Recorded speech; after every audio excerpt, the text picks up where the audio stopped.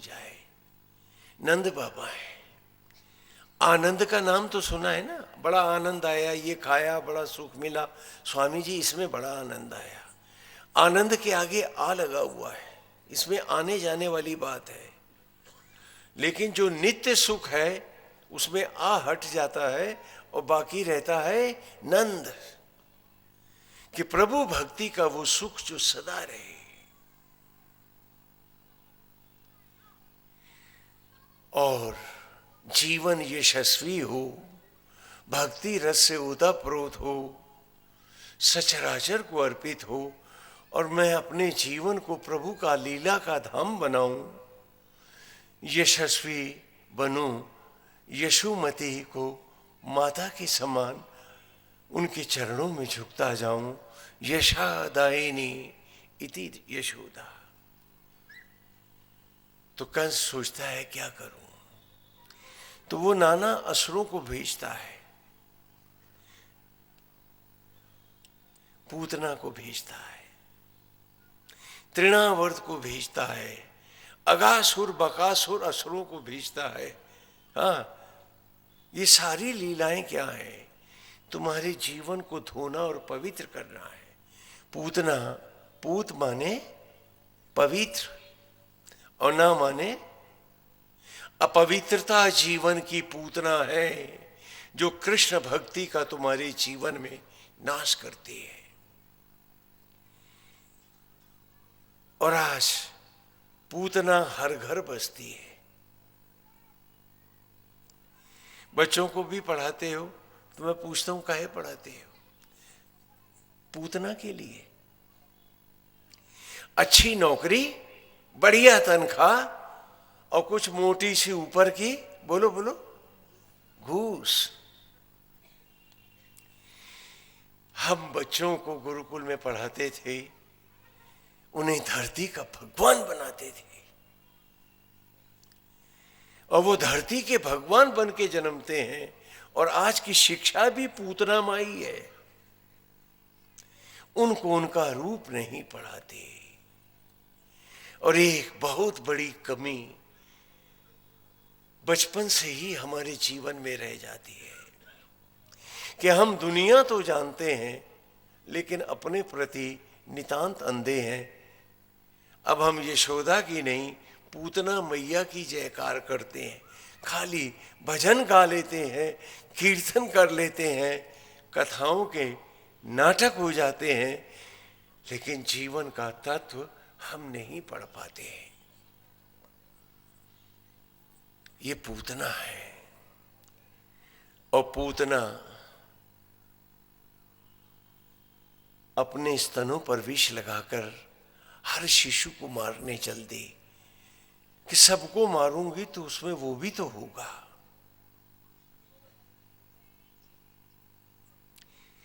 पूतना कौन है? जब भगवान ने वामन रूप धारण किया था एक अलग लीला में, समय काल की ले रहे हैं, और राजा बलि से 3 कदम धरती मांगी थी, तो उनकी बेटी ने जब पहले वामन रूप में भगवान को देखा तो उसको लगा कि काश ये मेरा बेटा होता और मैं इसे दूध पिलाती। और जब उसका सारा साम्राज्य, धरती आकाश सब नाप लिया और तीसरे कदम में राजा बलि को भी नाप लिया, तो उसे वामन से बड़ी घृणा हो गई और कहने लगी काश मैं इसे दूध में विष पिलाती।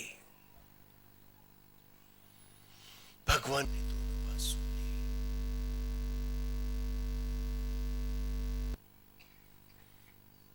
ईश्वर ने दोनों बात सुन ली, और अगले जन्म वो पूतना बनी। किसी का बुरा मन से मत जाना, नहीं तो जन्म दर जन्म उस पाप को झेलना पड़ेगा। हटा दो ये सब मेरा तेरा अपना पराया। हर लीला कथा को अमृत बनाओ।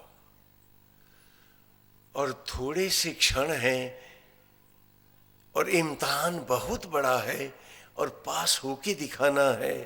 जीव आत्मा के द्वैत को अद्वैत करके दिखाना है। आवागमन से मुक्त हो जाना है। इन कथाओं को खाली फिल्मी मत करो, इन्हें तत्व से भी जानो।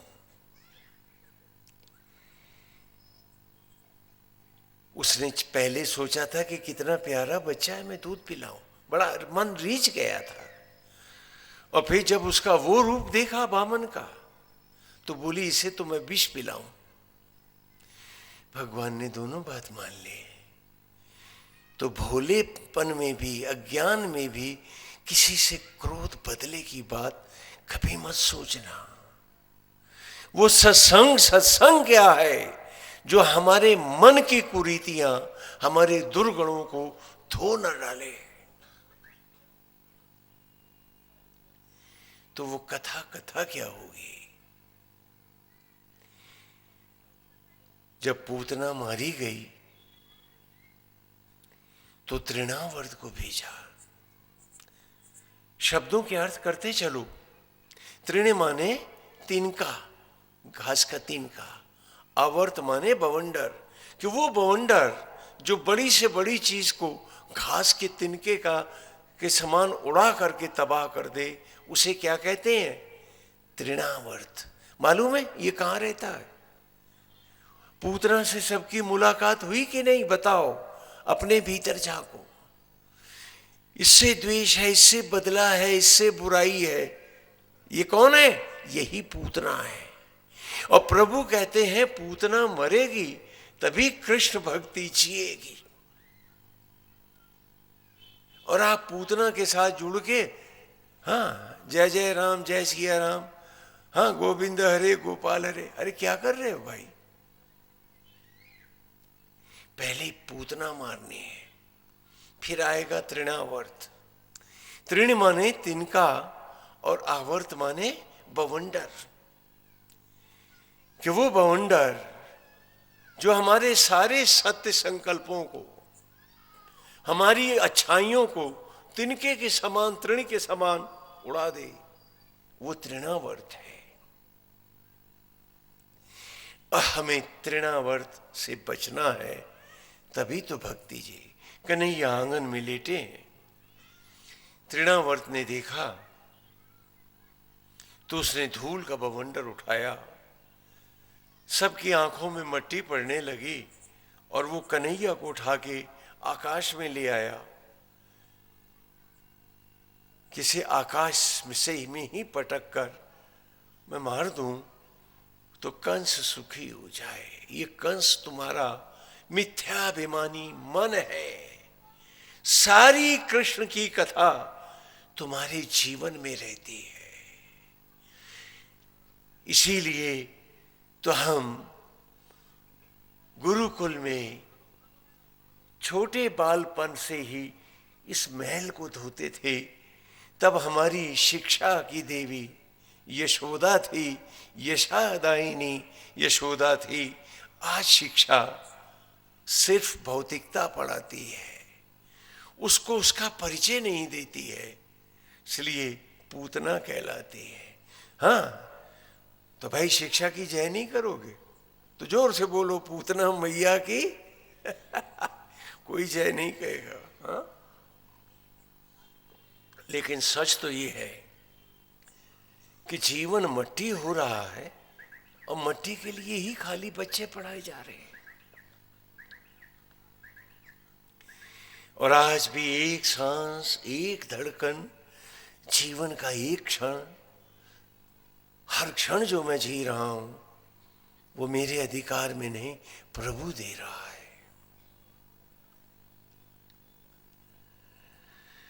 भगवान ने अपना भार बढ़ाया और तृणावर्त मारा गया। इसी प्रकार आता है अघासुर। आज आप खाली लीलाएं देखते हैं, भजन गाते हैं और चले जाते हैं। अघ शब्द का भी अर्थ जानो। अघ माने पाप, अज्ञान और अंधकार, और असुर माने सुरत्व से हीन, गंदा विचार। सच बताओ, कृष्ण भक्ति है या अघासुर का जीवन है? सोचो, विचार करो। तो अघासुर आता है अजगर बन के, क्योंकि अज्ञान वो गहरी गुफा है जिसमें एक बार प्रवेश तो संभव है, फिर कोई उसमें से निकल नहीं पाता है। आपको अपने जीवन के अघासुर मारने हैं तो कृष्ण भक्ति चाहिएगी। प्रभु की लीलाओं का अमृत जानो।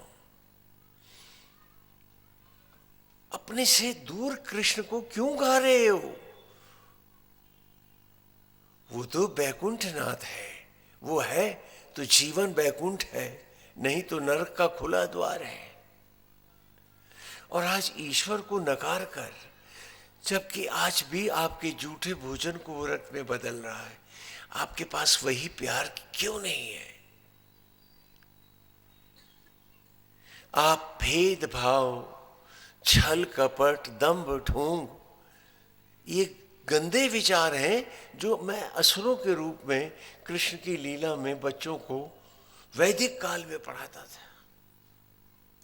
समूही व यशत नरस्तु कस्य सन्नितौ विप्रासो व धिया यवा। वेद की ऋचाएं हैं। भक्ति इतनी आसान नहीं है। अगर भक्ति भक्ति होती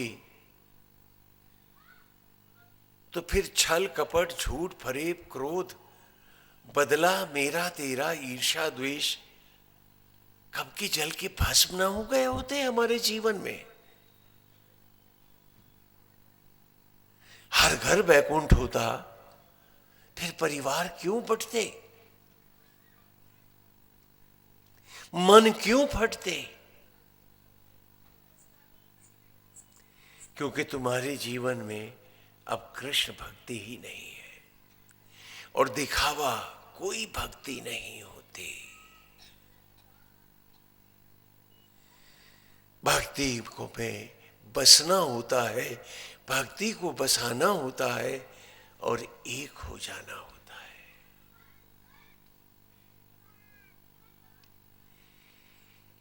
क्या आज हम सचमुच ऐसी भक्ति कर पा रहे हैं? क्या हम बच्चों को ईश्वर बनाना चाहते हैं, अथवा खाली बटोरना, मट्टी बटोरने वाला तथाकथित विद्वान बनाना चाहते हैं?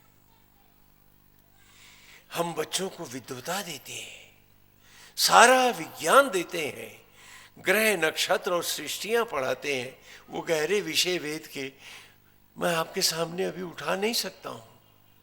मुझे भय है कि सबके ऊपर से न गुजर जाए। एक एक ग्रह, एक एक नक्षत्र आप ही के जैसा बनता है। यत पिंडे तत् ब्रह्मांडे, कि तुम्हारा हर एक व्यक्ति का शरीर कोई क्षुद्र प्राणी भर नहीं हो। हर पिंड अपने में संपूर्ण ब्रह्मांड है। जो ग्रहों और नक्षत्रों में है, जो सूर्यादिकों में है, जो दूर दूर गैलेक्सीज में है, वो सब सूक्ष्म होकर तुम्हारे शरीर में है। और ये किताब कभी खोली ही नहीं हमने।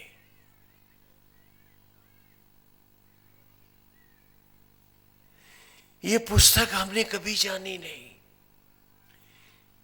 तो सत का जब संग ना हुआ तो क्या मनोरंजन को सत्संग कहती हो? और जब तक उस सत को हमने पी करके अपने दुर्गुणों को नहीं त्यागा, हम सत्संगी कैसे हो गए? कुछ सवाल आप सबके पास छोड़े जा रहा हूं।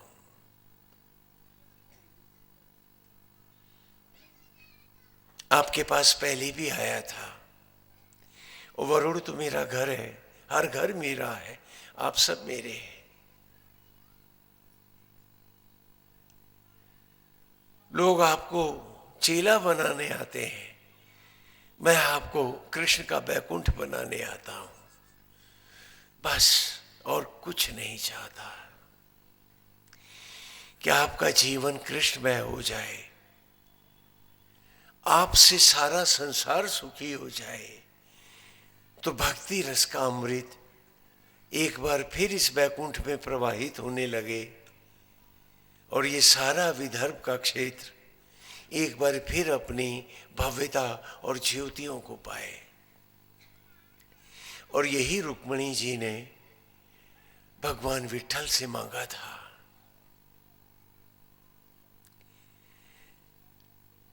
आप लोग उनकी लीलाओं का भी, हाँ आप कहते हो रुक्मिणी हरण हुआ, अरे ये तो रुक्मी कहता था जो कृष्ण के साथ बैर करता था। रुक्मिणी जी का उद्धार हुआ कि हरण हुआ, बताओ मुझे। रुक्मिणी का मंगल हो, न कि रुक्मिणी हरण चिल्लाओ आप। नारायण हरि, भगवान की लीलाओं का, हाँ ये कथाओं का अमृत है। हम भजन गाते हैं, कीर्तन